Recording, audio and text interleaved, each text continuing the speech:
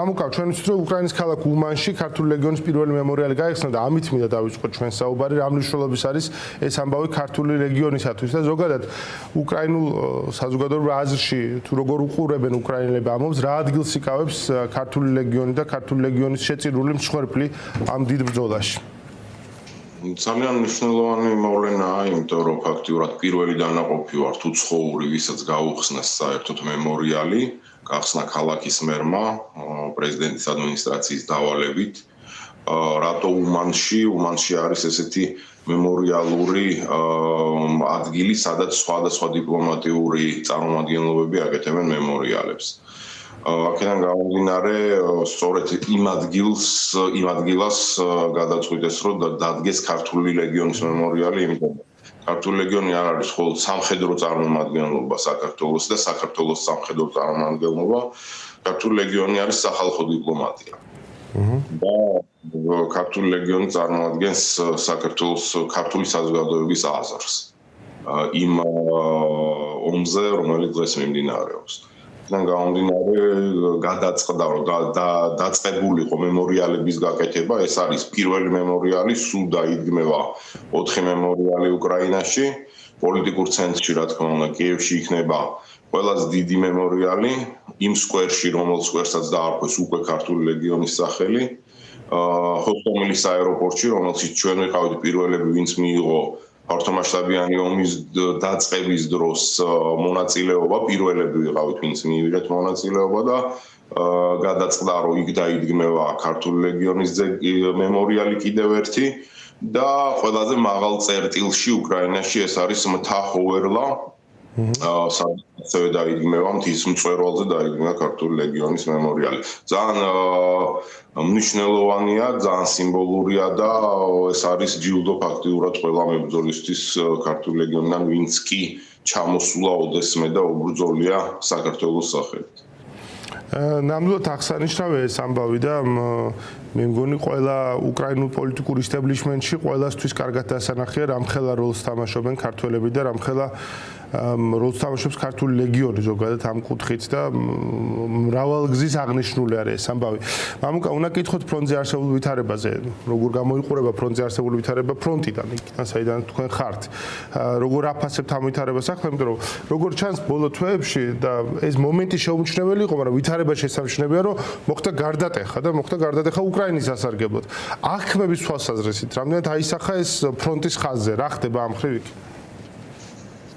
ფრონტის ხაზი შეგვიძლია ვთქვათ, რომ ყველაზე აქტიური დღესდღეობით არის აღმოსავლეთის ფრონტის ხაზი, პოკროვსკის მიმართულება, ვინაიდან ლოგისტიკური ჰაბია და რუსეთისთვის როგორც პოლიტიკური, ასე ვთქვათ, მიზანია ამ ჰაბის დაპყრობა, ასევე სამხედრო მიზანია.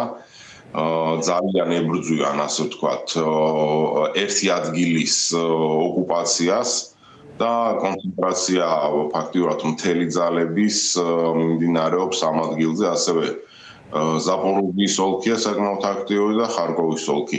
ეს არის სამი მიმართულება დღესდღეობით ყველაზე ცხელი და ყველაზე, ასე ვთქვათ, მძიმე მიმართულება უკრაინული ჯარისთვისაც და რუსული ჯარის ფაქტიურად სასაფლაოდ იქცა. ინფორმაცია იმის თაობაზე, რომ უდიდეს დანაკარგს ღებულობს რუსეთი გადმოდგმულ ნაბიჯზე, უკვე არაერთხელ გაჟღერებულა მედიის საშუალებით, უკრაინული, თვითონ რუსეთის მედიაც ადასტურებს, რომ ძალიან დიდი დანაკარგები აქვს, ეს იმას ნიშნავს, რომ რუსეთს აღარ აქვს საშუალება გაგმოდგას არც ერთი ნაბიჯი. ფრონტის ხაზი გახდა იმდენად გამჭვირვალე, რომ ძალიან რთულია გადაადგილება. ის პატარა ჯგუფები, რომლებსაც იყენებდნენ ფრონტის ხაზის გასარღვევად, ხო, ფაქტიურად დღეში 200-მდე შტურმი ხდებოდა ერთ ადგილას ფრონტის ხაზის გასარღვევად და ფაქტიურად ყველა ნადგურდებოდა.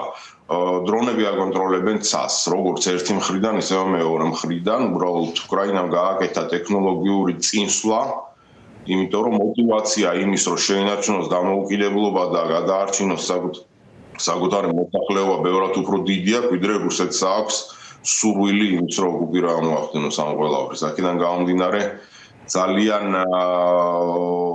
ასე ვთქვათ დიდი პროექტებია, რომლებმაც განავითარა ტექნოლოგიურად სხვადასხვა ტიპის დრონების წარმოება თვითონ უკრაინაში. უკრაინა აღარ არის დამოკიდებული მთლიანად დასავლეთის დახმარებაზე. უკრაინა 50%-ზე მეტ აწარმოებს უკვე საკუთარ ტერიტორიაზე. რა თქმა უნდა, დასავლელ პარტნიორებთან ერთად, ევროპულ ქვეყნებთან ერთად, პირდაპირ ვთქვათ, მაგრამ ეს წარმოება დიდდება და ხედავთ, რომ ლოგისტიკური დარტყმები ხდება უკვე სიღრმეში რუსეთის სამხედრო ობიექტებზე, ნავთობგადამამუშავებელ ქარხნებზე და ასე შემდეგ. ეს იმას ნიშნავს, რომ უკვე რუსეთი ხდება ობიექტი, რომლის ლოგისტიკური სამხედრო ინფრასტრუქტურა უკვე მისაწვდომია უკრაინელებისთვის. ტექნოლოგიური თვალსაზრისით როგორ ვითარდება უკრაინის შეიარაღებული ძალები? ამასთან დაკავშირებით ბევრი იწერება, რომ დრონების შესაძლებლობები რამდენად გაიზარდა და ბალისტიკური შესაძლებლობები ამ გაგების და პრეზიდენტ ზელენსკი საუბრობდა იმაზე, რომ ამ მხრივ კიდევ უფრო დიდ გარღვევას ველოდებით მომავალ თვეების განმავლობაში. რამდენად შორს და ტერიტორიის სიღრმეში, რუსეთის ტერიტორიის სიღრმეში შეეძლებათ უკრაინულ რაკეტებს სამხედრო დამუშავებას სხვადასხვა წერტილის და თქვენ როგორ ხედავთ აი ამ ტექნოლოგიურ პროგრესს ახლა? ბალისტიკურ რაკეტებს რაც შეეხება მიდის მუშაობა სწორედ ამ მიმართულებით და ეს არის ყველაზე პრიორიტეტული მიმართულება ჩემი აზრით, იმიტომ რომ ყველაზე დიდი მანძილის გავლას და ყველაზე დიდი ზიანის მიყენებას შეძლებენ მაინც ბალისტიკური რაკეტები. არის გარკვეული წილი უკვე მცირედი იმისი, რაც წარმოებად შეძლეს უკრაინელებმა და აპირებენ სერიულად გამოშვება ამ ბალისტიკური რაკეტების, რომელიც გამოყენებულია და გამოყენებული იქნება მომავალში რუსეთის ტერიტორიაზე და დრონები უკვე დიდი ხანია ფაქტიურად 1500 კილომეტრზე მეტს დაფრინავენ და სულ რამოდენიმე დღის წინ ნახეთ დარტყმები განახორციელეს სწორედ მოსკოვის მახლობლად და მოსკოვშიც. ეს იმას ნიშნავს, რომ სულ უფრო და უფრო ახლო მიდიან იმპერიის გულთან, რაც ძალიან საშიშია პუტინისთვის, რომელის რიტორიკაც ფაქტობრივად რუსეთში, რომ მათ ომი არ შეეხებათ. რუსებმა უკვე იგრძნეს ეს დედაქალაქში და ეს არის პირველი სიგნალი იმისი, რომ ხელმისაწვდომები არიან უკრაინისთვის. ტექნოლოგიების განვითარება კიდევ ერთხელ ვიტყვი, ძალიან სწრაფად მიმდინარეობს, იმიტომ რომ მოტივაციაა გამომავალი. უკრაინელები იცავენ საკუთარ თავს და გამოსავალი არ აქვს. მიმდინარეობს იმპროვიზაცია ფაქტიურად და ამ ტექნოლოგიების გამომუშავება ბრძოლის პროცესში. ეს არის ბევრად უფრო ეფექტური ვიდრე მშვიდობიან დროს დამუშავებული პროექტები, რომელიც არ იყო გამოყენებული თანამედროვე ომში. ძალიან სწრაფად მიმდინარეობს და უფრო სწრაფად წინსვლა იქნება, იმიტომ რომ ყოველდღიურად უფრო და უფრო მეტი პარტნიორი ერთვება ამ პროექტებში, დანია და სხვა ქვეყნები. არის ერთი საკითხი, სადაც ბევრი უსვამდა ხაზს, რომ როგორც რუსეთს აქვს პრობლემა და არანაკლები აქვს უკრაინას, ეს არის გაწვევათა სიხშირე და ასე ვთქვათ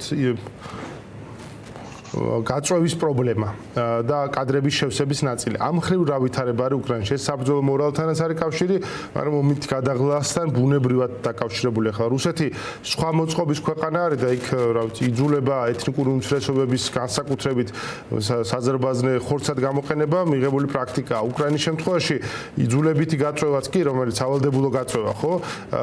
ახლა ხშირად ხედავთ ხოლმე ამის კადრებს, რომ და პროპაგანდა იყენებს ხოლმე რუსული, რომ აი ნახეთ როგორ იძულებით მიყავთ უკრაინელები ომშიო და ამ მხრივ რა ვითარება არის უკრაინულ არმიაში და უკრაინულ ჯარში? მე შემიძლია გითხრათ ბევრად უკეთესი ვიდრე რუსულ არმიაში, იმიტომ რომ რუსეთში ფაქტიურად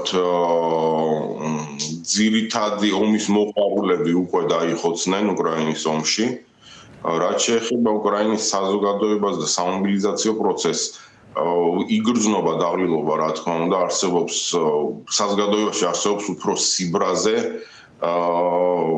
ტკივილის შეგრძნება და გამოფიტვა, რა თქმა უნდა, არის ეს ფაქტორებიც, მაგრამ ამის მიუხედავად სამობილიზაციო რესურსი არსებობს და ივსება კიდევაც არიან კიდე მოხალისეები, ვინც უერთდებიან უკრაინულ ჯარს და შეგვიძლია ვთქვა, რომ უკრაინა არ არის პატარა ქვეყანა და საკმაოდ დიდი ადამიანური რესურსი გააჩნია. და მით უმეტეს мотиваცია უდიდესი, რომელიც აძლევს უკრაინელებს საშუალებას, რომ შეუერთდნენ ჯარს. რუსეთს აქვს პრობლემა და ეს შანსი იქიდანაც, რომ ბევრად ხშირად დაიწყეს გამოყენება დაქირავებული მებრძოლების სხვადასხვა ქვეყნებიდან, აფრიკული ქვეყნებიდან, კორეიდან, სირიიდან და ასე შემდეგ. ანუ უწევთ ჩართვა სხვადასხვა ქვეყნებიდან სამობილიზაციო რესურსის, რომ შეძლონ ფრონტის ხაზის შენარჩუნება. ძალიან ხშირ შემთხვევაში ეს ფრონტის ხაზი უკვე იხევს უკან და დეოკუპაცია ხდება უკრაინელების სასარგებლოდ და რაც უფრო მეტი ტექნოლოგია გამომუშავდება, მით მალე დაიძრება ეს პროცესი.